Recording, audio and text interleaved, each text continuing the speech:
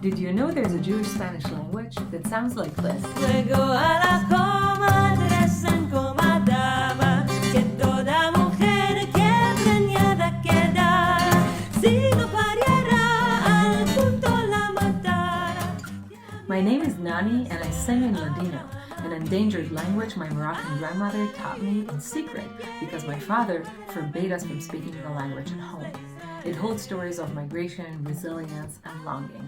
And now I help revive Ladino by writing new songs. Vamos a ver una segunda piel, la culpa es asunto de ahí. Con los años tienes que ver cosas que van. I'm bringing my Ladino show to the US in February-March, playing 16 shows from coast to coast. The tickets are on nanimusic.com. Hope to see you.